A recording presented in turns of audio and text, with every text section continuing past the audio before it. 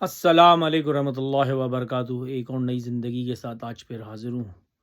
آج کا ہمارا عنوان جو ہے وہ ہمارا ملک قسمت کا ہمارا کن لوگوں کے ہاتھ میں آ بیٹھا۔ کیا کریں بتائیں، کہاں سے بتائیں، کہاں سے شروع کریں، کہاں پہ ختم کریں۔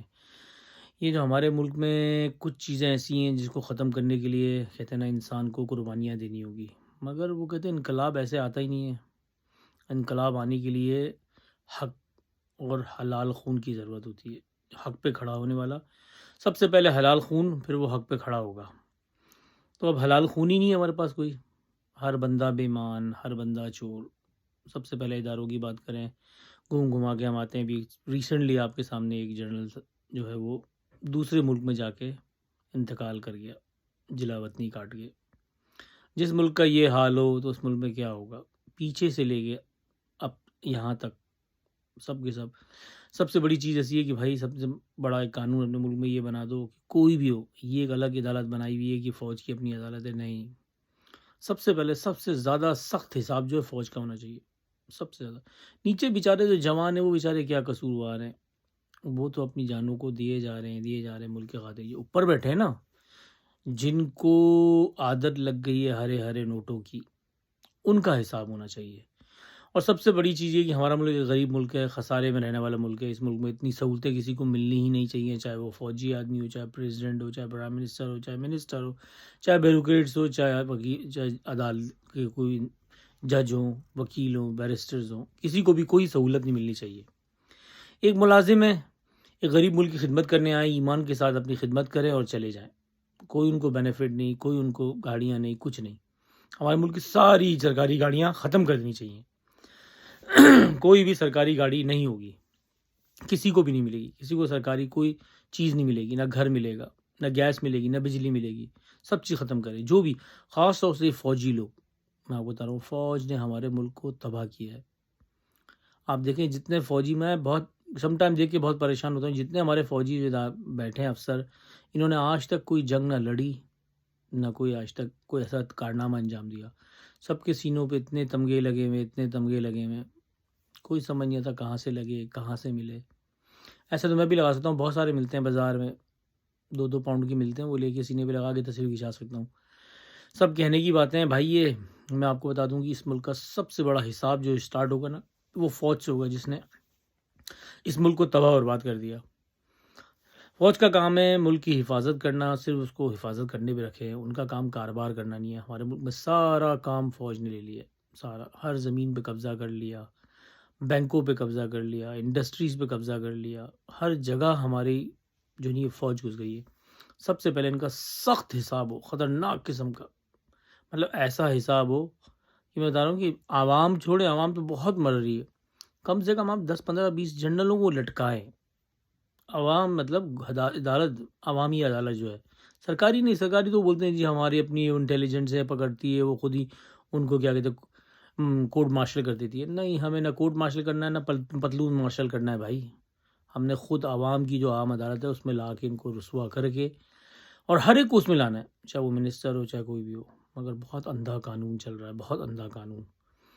یہ بہت پرانی سی مثال ہے، اندھا باٹے اپنے اپنوں میں ریبڑیاں۔ یہ میٹھا میٹھا اپنے اپنوں میں بانٹے جا رہے ہیں، کھائے جا رہے ہیں۔ نیچے غریب جوان جو ہے وہ مرتے چلے جا رہے ہیں، اپنی جانوں کو نذرانہ دیتے چلے جا رہے ہیں، کبھی رد الفساد کے ناطے، کبھی کسی دہشت گردی کے ناطے، وہ بیچارے مرتے چلے جا رہے ہیں۔ ان کا کیا ہے؟ کچھ نہیں ہے۔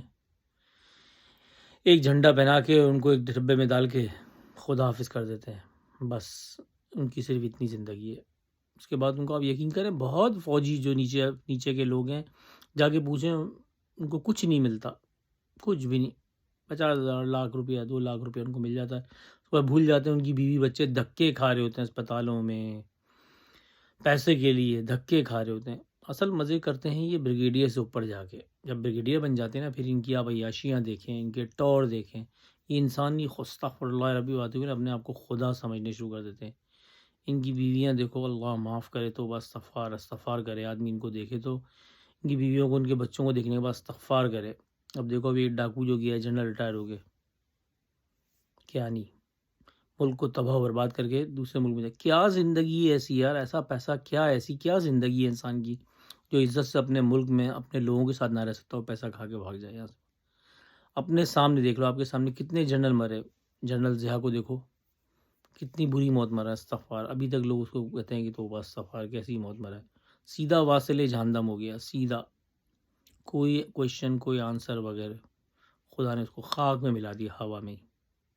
کتنی بری موت، کتنی انسانوں کی جان لی تھی. انسانوں کو بھائی اس نے قتل کیا، انسانوں کو رگڑا مارا. خدا کی لاٹھی پہ کسی نہ کسی طرح بولتی ہے. کسی کو ذلیل و رسوا کرتی ہے، کسی کو خدا جلا کے راکھ کر دیتا ہے. کچھ لوگ ذلیل و رسوا ہو کے یہاں سے چلے گئے، بھاگ گئے. اب دیکھو ذلت کی زندگی گزار رہے ہیں. کوئی دبئی میں ہے، کوئی بیلجیم میں ہے، کوئی امریکہ میں ہے، کوئی انگلینڈ میں آ کے بیٹھ جاتا ہے. یہ ذلت کی زندگی نہیں تو کیا ہے؟ اپنے ملک میں عزت سے سر اٹھا کے فخر سے نہیں جینے والے. اگر عزت سے اچھا کام کیا ہوتا تو عزت سے فخر سے اپنے ملک میں سر اٹھا کے گھوم رہے ہوتے، اور ہر آدمی تم کو دیکھ کر سلام کرتا، ہر آدمی جھک کے کہتا کہ یار اس نے ملک کے لیے کچھ کیا ہے. پر کیا ذلیل و رسوا ہو کے دنیا سے باہر نکل جاتے ہو، اپنے ملک سے باہر نکل جاتے. کیا تمہاری عزت ہے؟ کیا ایسا پیسہ؟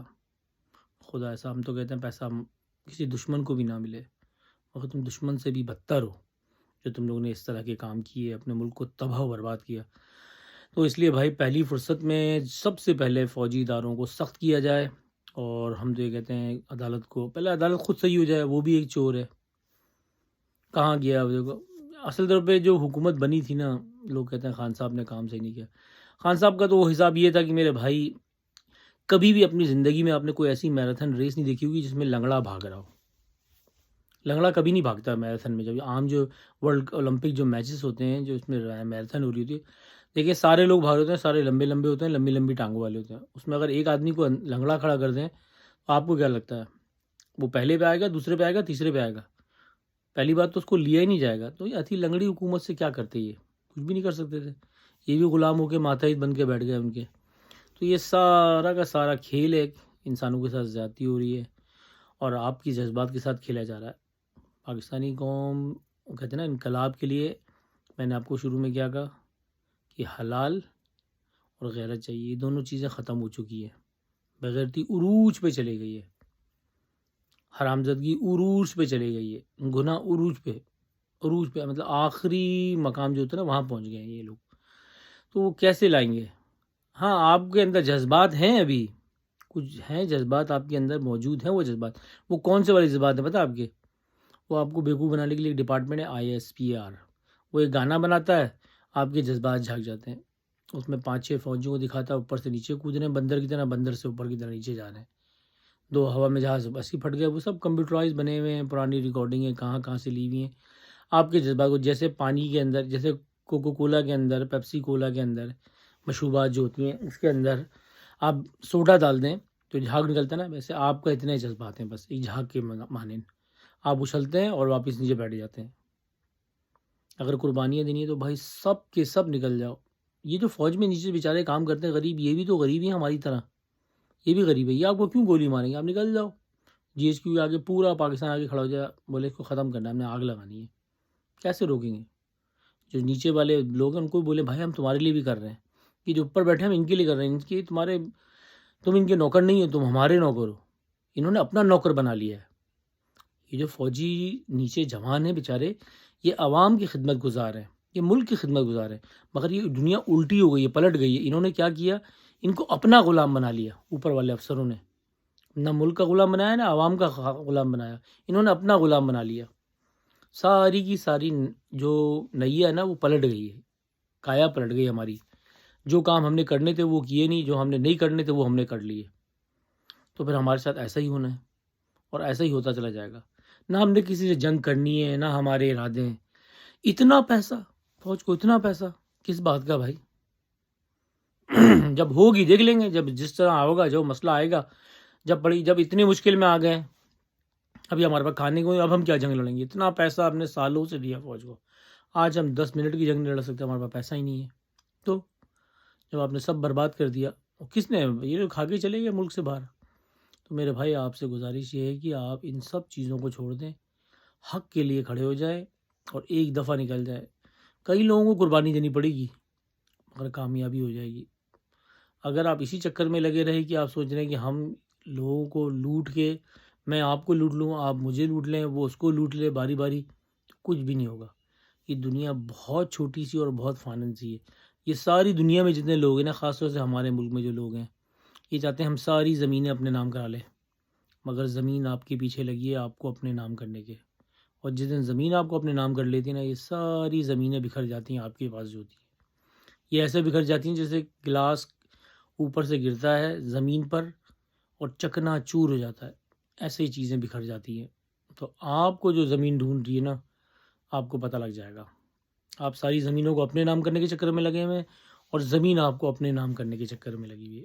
وہ دن دور نہیں ہے، کیونکہ اگر آپ نے زندگی جی ہو معاشرے کی اور بدن کی، روح کی زندگی نہیں جی ہو، تو یہ زمین آپ کو بہت جلد اپنے نام کر لے گی، اور ایسے طریقے سے جھگڑے گی آپ سوچ بھی نہیں سکتے۔ تو خدا آپ کا ہم سب کا حامی و ناصر ہو۔ زندگی رہی آپ سے پھر بات ہوگی۔ اپنا اور سب کا خیال رکھیے گا، اور فوج والوں کا حساب لیے گا۔ خدا حافظ۔